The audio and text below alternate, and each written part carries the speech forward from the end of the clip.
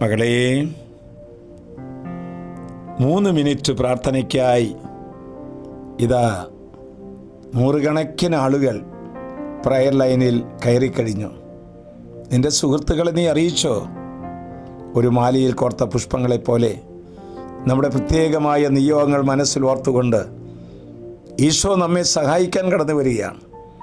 നമുക്ക് ഈ പ്രാർത്ഥന ശുശ്രൂഷയിൽ സ്നേഹത്തോടെ പങ്കുചേരാം.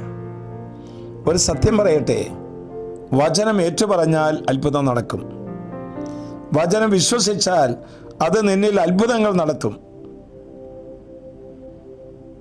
നമ്മുടെ തലമുറകളിലേക്ക് ദൈവത്തിൻ്റെ കൃപയൊഴുകാൻ ദൈവം തരുന്ന ഒരു വലിയ ആയുധമാണ്, ഒരു വലിയ ശുശ്രൂഷയാണ് പ്രയർ ലൈൻ എന്ന് ഞാൻ വിശ്വസിക്കുകയാണ്.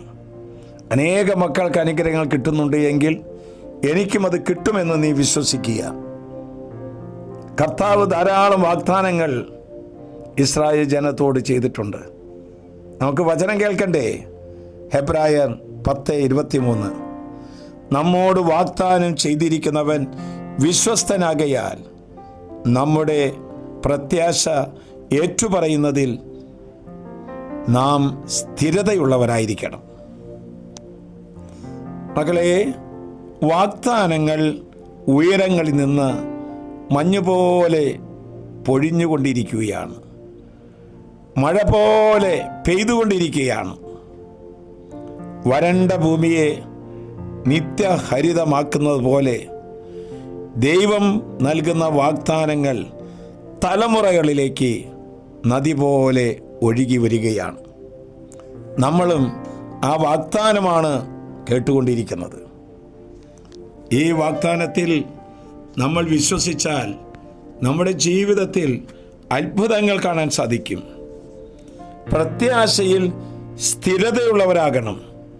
കാരണം വാഗ്ദാനം ചെയ്യുന്നവൻ വിശ്വസ്തനാണ്.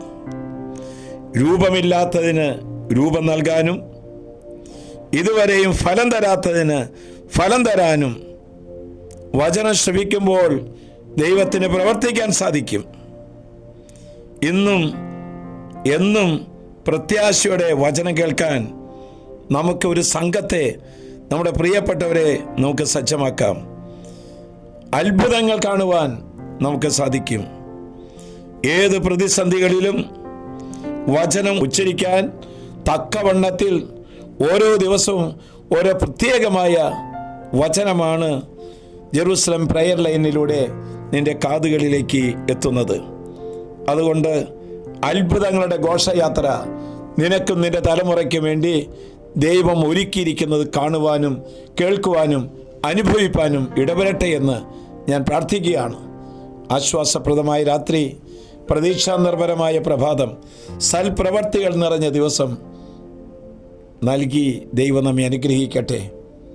അബ്രാഹത്തെ അനുഗ്രഹിച്ച ദൈവം, ഇസഹാക്കിനെ അനുഗ്രഹിച്ച ദൈവം, യാക്കോബിനെ അനുഗ്രഹിച്ച ദൈവം നമ്മെയും നമ്മുടെ മക്കളെയും മരുമക്കളെയും പേരക്കുട്ടികളെയും ഇനി ജനിക്കാനിരിക്കുന്നവരെയും അനുഗ്രഹിക്കട്ടെ. നമ്മുടെ കർത്താവ് ഈശോ മിശിഹായുടെ കൃപയും പിതാവായ ദൈവത്തിൻ്റെ സ്നേഹവും പരിശുദ്ധാത്മാവിന്റെ സഹവാസവും നാം എല്ലാവരോടും കൂടി ഉണ്ടായിരിക്കട്ടെ, ഇപ്പോഴും എപ്പോഴും എന്നേക്കും.